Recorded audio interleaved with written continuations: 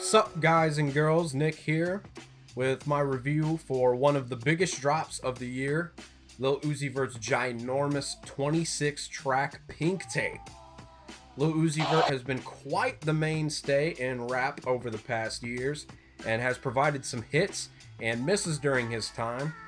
One of the biggest songs of the past decade with EXO Tour Life, an infectiously catchy melodic tune, some good projects like Love is Rage 2, but then again some duds like Eternal Take, one of the most hyped projects of the last couple years. By the time it made its way to listeners, it honestly fell awfully dull on my ears and did nothing to expand Uzi's sound or progression as an artist, leaving me not just feeling disappointed, but that Uzi might have peaked and now been on the downslope in his career. Especially with the burgeoning Playboy Carti reinventing not just his sound, but his entire aesthetic with Whole Lotta Red in a way that seemed to capture the lane that Uzi once seemed to have a really grounded space in. So up to now, it's been 3 years since the last solo project. The big budgeted cinematic trailer that released the week before helped to officially reinvest me into seeing just what kind of level music this Pink Tape would deliver and what sound it would subscribe to. And I must say, there really isn't a singular sound this project subscribes to. Everything from anime metal, mosh pit rage, and melodic tracks in between.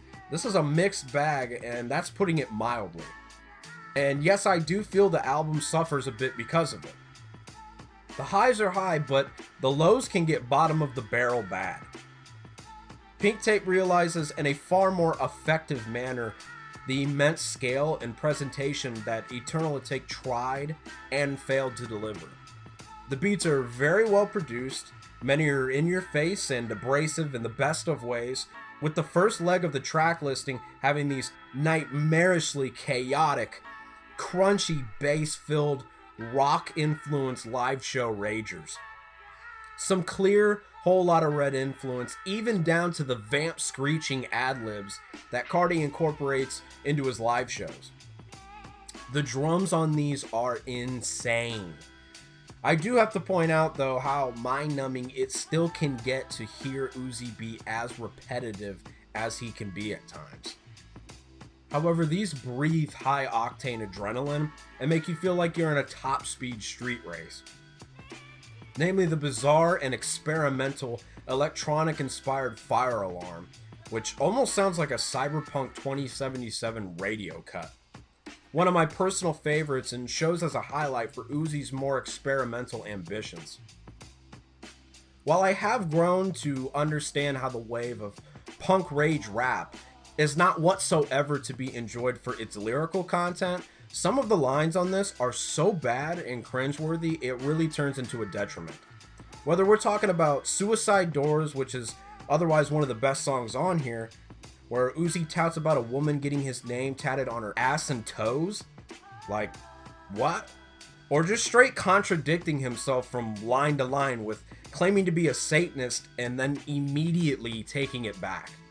I'm just not sure what to do with that info, let alone what the hell it even means. The one that most people keep pointing out is again on a great track, marred by Travis Scott describing hitting a chick so hard she does the gritty. Despite that being somewhat of a funny line, it's only funny because of how ridiculously stupid it is. Also, for someone who uses they, them as their pronouns, I find him really insecure and odd that he has to tell the audience multiple times that he's totally not gay. That's more just personally nitpicky though. Where the problems really lie on Pink Tape is the obvious. It's ridiculously overbloated and filled in the latter with these just odd, gimmicky songs that have no business being on here. I'm not sure it's possible for many artists to create a compelling front-to-back album when it's spanning 26 tracks in length. It's just way too much. It turns into a total slog to get through at points. Then you got CS, which is one of the worst things I've ever heard in my entire life. Just pretty much a cover of the beloved 2001 hit Chop Suey by System of a Down with terrible auto-tune crooning.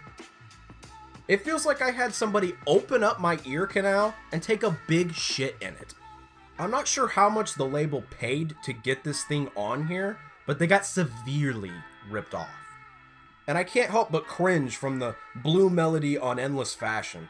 The Nicki Minaj feature certainly doesn't do it any favors as well.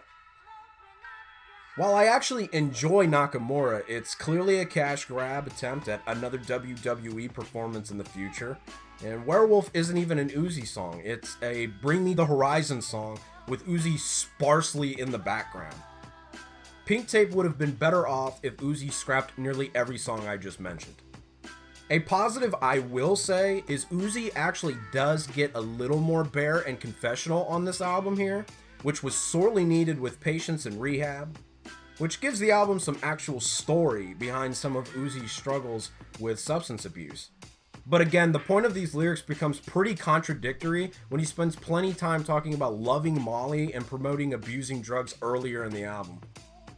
So yeah, Pink Tape is a cluttered mess that overfeeds you till you're spewing up vampire ad-libs, flying off the rails at times. Still, I appreciate the risks Uzi Vert takes on this project, showing more Sonics than ever before, and I think there's many times he strongly slams your head back with some of the hardest and most realized material in the rage rap genre to date, with some sound experimentation as well. It's truly difficult to even try to box this thing in with any semblance of simplicity whatsoever, so it's kind of difficult to give an overall take on this record. I think it's going to be a really divisive album for most people. The best tracks on this thing almost feel like a spiritual successor to Whole Lotta Red with more of a professional finish gloss to top them. And I think those tracks are quite memorable and really enjoyable, especially if you're a fan of the rage rap genre. I think this is going to be a memorable album, and for different reasons for different people. I'm going to go ahead and give this thing 3 spiky Uzi heads out of 5. Thank you guys for listening to another review. Please like, subscribe, and share the video. Comment down below if you agree or disagree with my opinion. I'd love to hear either or and what you personally thought about the album and what I had to say on this review. Stick around if you like the content. I got plenty more on the way and just getting started on this YouTube channel. So thank you guys for sticking around to the end of the video. My name is Nick, and I'm out.